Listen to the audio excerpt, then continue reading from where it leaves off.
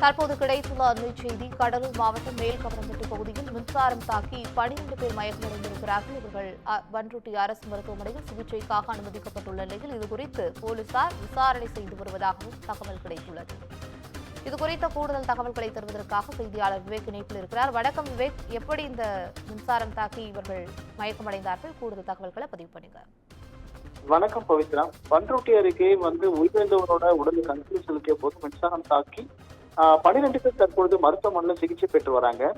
கடலூர் மாவட்டம் பண்ருட்டி அருகே இருக்கக்கூடிய மேல் கவரப்பட்டு பகுதியில லோகநாதன் என்பவர் உடல்நிலை பாதிக்கப்பட்டு கடலூர் அரசு தலைமை மருத்துவமனையில் சிகிச்சை பெற்று வந்த நிலையில உயிரிழந்தார்.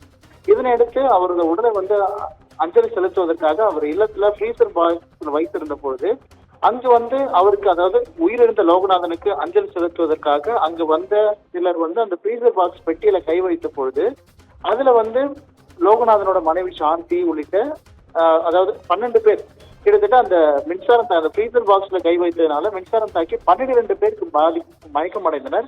உடனடியாக அருகில் இருந்தவர்கள் அந்த மின்சாரம் தாக்கி காயமடைந்தவர்கள் உடனடியாக 108 ஆம்புலன்ஸ் மூலமாக பண்ருட்டி அரசு மருத்துவமனைக்கு சிகிச்சைக்காக அனுமதிக்கப்பட்டனர். இந்த தகவலை அறிந்து பண்ருட்டி போலீசார் சம்பவம் குறித்து வழக்கு பதிவு செய்து தற்போது விசாரணை மேற்கொண்டு வருகின்றனர். இருந்தவரோட உடலுக்கு அஞ்சலி செலுத்திய பொழுது மின்சாரம் தாக்கி அதில் பெண்கள் உட்பட பலர் காயமடைந்த சம்பவம் அப்பகுதியில் பெரும் பரபரப்பை ஏற்படுத்தியிருக்கு.